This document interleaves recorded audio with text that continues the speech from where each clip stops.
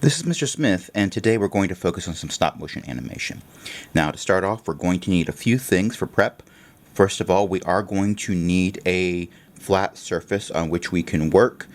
Sometimes it's better that it's a clean surface. Sometimes it's better if you've got a bit of wear and tear in it to make it be a certain aesthetic. That's really going to be up to you and the type of video that you want to create. I'm using my grandfather's desk, so this thing's been around for a while. You are going to need a camera. A phone camera will be sufficient for this, but you will need some way of stabilizing it. Now, they do make tripods, desktop tripods like this. Some of them will come with attachments on top for putting a phone, which is very useful. But you don't necessarily need one of these. You could prop it up on some books. I took an oatmeal box and cut a notch into it, and this actually works pretty well for stabilizing my camera. You can go a bit fancier and make a taller version. Put that in like that, and that can work. You are also going to need some props. If you are doing stop motion animation, you're going to be moving physical things around. So, having a few figures. I got this out of a Kinder Egg that my sister bought me once.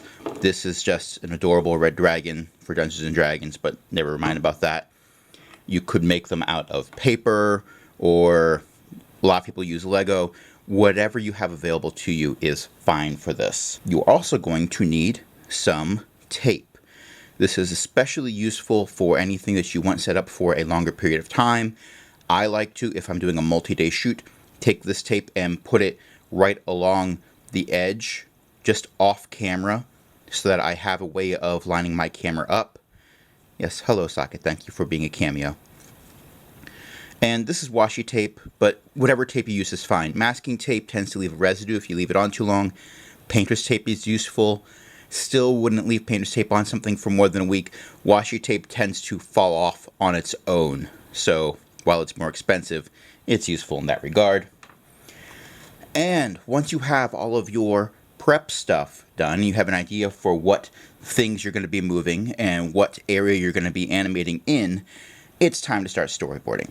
Storyboarding is the step that most people choose to not do when they start off making movies because, oh, I don't need that, it's all in my head, or I'm just going to wing it.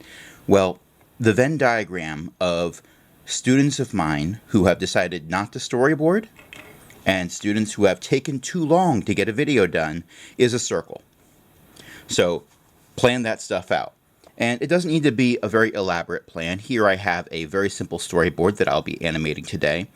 And you can see I have some figures in here. The triangle with the circle around it is that little wizard figure. And we can see it's coming on camera this way, turns and goes this way, turns and goes that way, notices something and starts to shake visibly, then runs away in this direction with a little curve and a loop. We have an empty screen for a little while, and then the red dragon comes through. I used a separate color to mark the directions that things would be moving in, just so I know the difference between what is supposed to be on camera and what is supposed to be a stage direction. And I also put additional details on the sides. This is not a very detailed storyboard. This is not going to win an award for how much effort I put into it. But it lets me plan out the actions that are going to be taking place so I can run into roadblocks where I encounter them in the beginning and not have to worry about it at the end. Now, the camera I am using to make my stop motion animation happens to also be the camera I'm using to record this. So you're going to have to allow me a little bit of liberty, but basically I'm going to move my figure here. Then I'm going to move it forward a little bit. Then I'm going to move it forward a little bit. I'm going to move it forward a little bit. And then I'm going to check my storyboard to see which direction I had it move in first because I have forgotten that already and I don't want to wing it. He's going to go this way, so I'm going to turn.